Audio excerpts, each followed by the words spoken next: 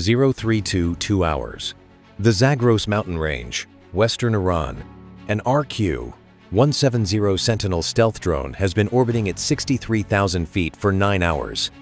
Its sensors pointed at the rubble field, where a coalition strike package destroyed an Iranian surface installation 4 hours earlier. The post-strike assessment mission is supposed to be a formality. Bomb damage confirmation, battle damage assessment, standard procedure after a successful strike.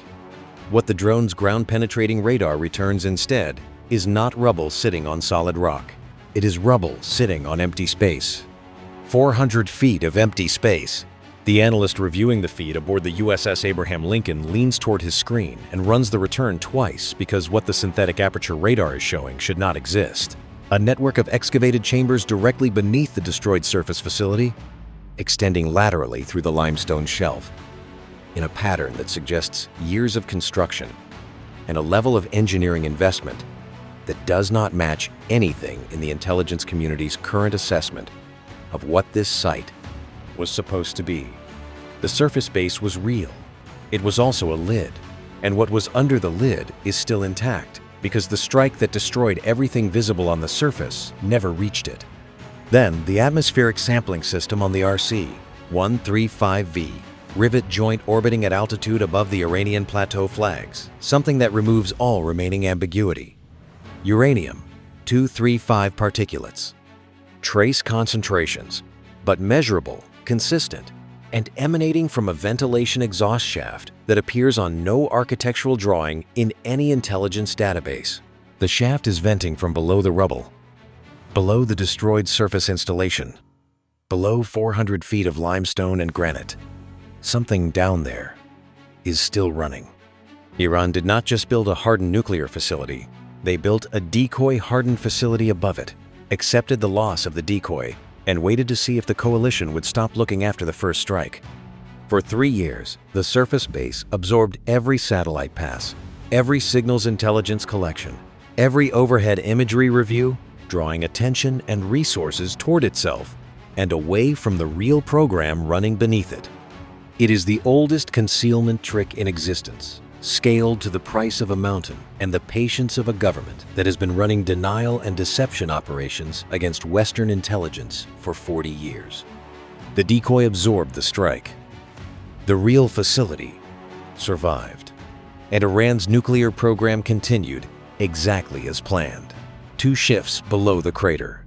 But they had no idea that the drone sent to confirm the first strike's success was carrying a sensor that does not care about rock. The ground-penetrating radar system aboard the RQ-170 Sentinel operates on a frequency band that penetrates dry limestone to a depth of 600 feet and resolves structural voids with enough precision to distinguish between natural cave formations and engineered chambers. It was not designed for this specific scenario. It was designed for a dozen others. And the fact that its data happened to be processed by an analyst who noticed that the return signature beneath a destroyed Iranian facility did not match the geological profile of the surrounding terrain is the kind of intelligence outcome that cannot be manufactured. The Sentinel was not sent to find a secret lab. It found one anyway because the kill web generates so much data from so many sensors simultaneously that it routinely discovers things it was not looking for. The discovery reaches Central Command at 0341 hours. The planning cycle for the follow-on strike begins before the reporting cable has finished routing through the intelligence chain. Because this is not a target that can wait for a deliberate planning process. The ventilation shaft that is still venting uranium particulates into the mountain air is also the facility's only air exchange point. If Iran realizes the shaft has been detected, they seal it. If they seal it, the atmospheric evidence disappears. If the atmospheric evidence disappears, the strike authorization becomes harder to justify in the time window that actually matters. The follow-on strike has to happen tonight, before the IRGC morning intelligence review, before anyone in Tehran has time to order the ventilation system shut down and the facility locked from the inside. The problem is that destroying a facility 400 feet beneath a mountain requires a weapon that does not exist in most arsenals and exists in only one configuration in this one. The GBU-57AB massive ordnance penetrator weighs 30,000 pounds Its hardened steel penetrator body is heat-treated to a Rockwell rating that allows it to survive compressive impact with reinforced concrete at over 1,000 miles per hour while remaining structurally intact long enough for the delayed fuse to initiate at depth. It was built specifically to address the scenario that is now unfolding in real time. An adversary who looked at the GBU, 2/8 penetration capability, and built their most important facility 600 feet deeper than the GBU, 2/8 can reach. The MOP is carried by the B-2 Spirit stealth bomber. Getting a B-2 to the release point above the Zagros range requires threading a $38,000 per hour aircraft through an Iranian air defense network that has just been activated to maximum alert following the first strike.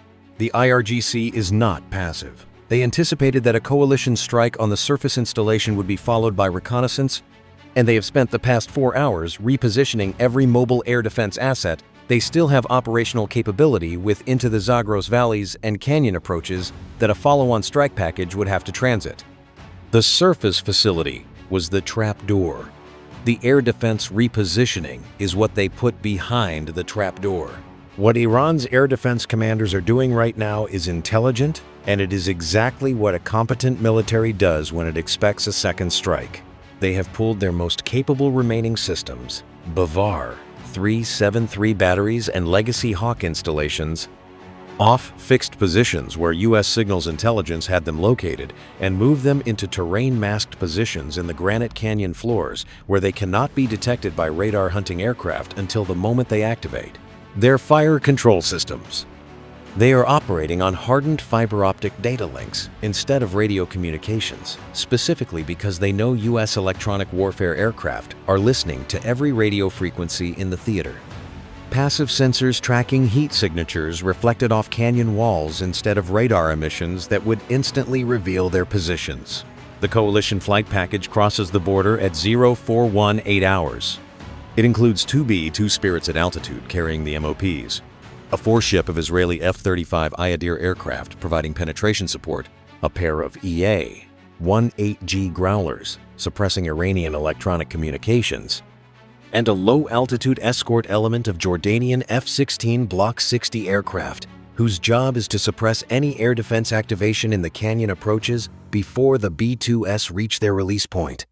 The entire package is coordinated through a single tactical picture, generated by an E-2D Hawkeye orbiting above the coalition's ingress corridor, its radar sweeping the mountain terrain and feeding every platform in the package. The same real-time air picture through Link 16. The first indication that the Iranian repositioning has been more effective than estimated comes at 0431 hours. A Bavar 373 battery in a canyon floor that shows as empty on the coalition's pre-mission intelligence picture activates its fire control radar for 4 seconds, long enough to generate a targeting solution on the lead Jordanian F-16, and fires before the Growlers can identify and suppress the emission. The Jordanian pilot has 3 seconds of warning from his radar alert receiver. He dumps flares, executes a 9G break into the canyon wall, and the Bavar missile's proximity fuse triggers close enough to shred the aircraft's right engine and most of the tail control surfaces. The pilot ejects. The parachute deploys. The aircraft impacts the canyon floor. The coalition now has a pilot on the ground inside Iran, in a canyon surrounded by IRGC ground units who are already moving toward the ejection site. The strike package commander faces the calculation that every combined arms operation eventually produces the primary mission objective, and a downed Allied crew member exist simultaneously, and resources allocated to one come directly out of the resources available for the other. The Jordanian F-16S break from their escort role and establish a combat air patrol over the ejection site. Their 20mm cannon and remaining air-to-ground ordnance now dedicated to keeping IRGC ground forces away from the pilot's position rather than suppressing air defense installations ahead of the B-2S. This is the moment Iran's air defense commanders have been waiting for. With a low-altitude escort element diverted, the canyon approaches to the B-2 release point are less defended than the original flight plan assumed. 2 more Bavar batteries activate simultaneously in what appears to be a coordinated fire control solution against the Iadir escort. And for 90 seconds, The ingress corridor is an uncontrolled air defense engagement zone where every platform in the package is simultaneously managing threats and trying to preserve the geometry that gets the B-2S to their brain. Release point. The EA-18G Growlers activate the next-generation jammer on all available frequency bands. The Iranian Bavar systems, which have been operating on hardened fiber optic links to avoid radio detection, suddenly find that their terminal guidance radar uplink to the mobile launch vehicles is being corrupted by a waveform the NGJ generates specifically against the Bavar's fire control frequency. The fiber optic data links are immune to jamming. The terminal radar guidance that bridges the last 6 kilometers from the launcher to the target is not. The Bavar missiles in flight lose their fire control coherence and miss. The batteries that have just revealed their positions by firing now exist in the Adir flight's targeting queue. The Israeli F-35Is drop from their penetration altitude to 4,000 feet above the canyon floor and release AGM-158 JASSM standoff munitions from 60 miles outside the battery positions. The JASSM does not use GPS in its terminal phase, which the IRGC has been attempting to jam since the first strike began. It uses a digital scene-matching navigation system that compares its onboard terrain model against the actual geography below it and corrects its course autonomously against terrain features that no jamming system can alter. The guidance does not care that GPS is being jammed. It is looking at the mountain itself. The 4 Bavar battery positions that activated to engage the coalition package are destroyed within a 4-minute window. With the outer air defense ring eliminated and the Growlers maintaining electronic suppression over the remaining IRGC communications frequencies, the B-2S reach their release point at 0449 hours. The weapon bay doors open at 52,000 feet above the Zagros Plateau. 2 GBU 57A-B. Massive ordnance penetrators separate from the aircraft and begin their fall. There is no guidance correction needed at this altitude and this precision. The weapons fall on ballistic trajectories computed before the aircraft left its airfield, updated by GPS throughout the transit, and accurate to within 3 meters at impact. They hit the limestone surface of the mountain 41 seconds apart. For the first weapon, there is no surface explosion. The penetrator simply enters the rock at 1,100 miles per hour and continues downward. The sound, to anyone above ground within 2 miles, is a deep, low-frequency thud that resonates through the mountain itself. Then, silence. Then, 1.7 seconds after impact, the delayed fuse initiates. The detonation at 400 feet of depth inside a connected tunnel network has nowhere to vent. The pressure wave cannot move upward through the rock fast enough to release into open air, so it moves laterally, following the path of least resistance through the tunnel system itself. Every connected passage in the facility becomes a pressure conduit. Every sealed door becomes a compression surface. The centrifuge halls that represent the actual nuclear program, the reason the surface facility was built as a decoy, the reason the fiber optic air defense network was positioned in the canyons, the reason an Allied pilot is currently on the ground in Iran cease to exist as functional infrastructure at the moment the pressure wave reaches them. The weight of 400 feet of granite settling into the void below it does the rest. The second MOP impacts 17 seconds after the first detonation clears. It addresses the eastern chamber complex that the ground-penetrating radar identified as a secondary processing area. The seismic return from both detonations registers on monitoring networks in 3 neighboring countries as a 3-4 magnitude event at a depth consistent with artificial underground explosions rather than tectonic activity. The Zagros facility is gone. The mountain that protected it for 3 years has become its tomb. Iran's response begins within 12 minutes of the second detonation. It is immediate, uncoordinated, and reflects exactly what happens when a command structure loses its most strategically important asset and responds from emotion rather than doctrine. From mobile launch positions along the Gulf Coast and from fixed batteries inland that survived the strike package, the IRGC fires everything it has remaining in the theater in a simultaneous salvo. 61 Shahed 136 loitering munitions, 14 Fateh 110 short-range ballistic missiles, and 9 Noor anti-ship cruise missiles aimed at coalition naval assets in the Northern Gulf. The targets are not selected with tactical logic. They are selected with political logic, which is a different thing entirely, and in a high-intensity engagement, it produces worse outcomes. The coalition air defense architecture that was built to handle exactly this kind of retaliatory saturation responds with the automated efficiency of a system that has been waiting for it. The USS Abraham Lincoln's Aegis Baseline 10 combat system, operating with SPY-6 radar data fused with targeting tracks from the E-2D Hawkeye and the UAE's Falcon Eye ground-based early warning network, generates intercept solutions for all 84 inbound tracks simultaneously before the first weapon has traveled a quarter of its flight distance. The SM-6 interceptors handle the Fateh 110 ballistic threats at altitude, engaging them in their terminal re-entry phase, where their heat signatures are largest and their maneuver options are most constrained. The evolved Sea Sparrow handles the mid-range cruise missile threats. The Phalanx close-in weapon systems on the escort destroyers handle the Shahed loitering munitions that get through the outer layers, cutting them apart at close range with 20mm tungsten rounds fired at 4,500 rounds per minute. The Jordanian pilot is recovered by a U.S. Navy MH-60S helicopter inserted from a destroyer holding 20 nautical miles from the coast. The recovery takes 11 minutes from insertion to extraction. The pilot has a broken collarbone from the ejection. He is aboard the helicopter before the IRGC ground units reach his landing site. Not one Iranian weapon reaches a coalition vessel. The salvo that was supposed to demonstrate that Iran could still reach and hurt the alliance that just destroyed its most protected strategic asset instead demonstrates the precise opposite: that the coalition's integrated air defense architecture can track, assign, and destroy 84 simultaneous inbound threats without any ship changing course or any flight deck interrupting its operations. The Abraham Lincoln resumes normal flight deck tempo at 0537 hours. It is 38 minutes after the second MOP detonation. It is 11 minutes after the last Iranian retaliatory weapon was destroyed. Now look at what this engagement reveals about the state of the competition, because the tactical picture understates the strategic reality.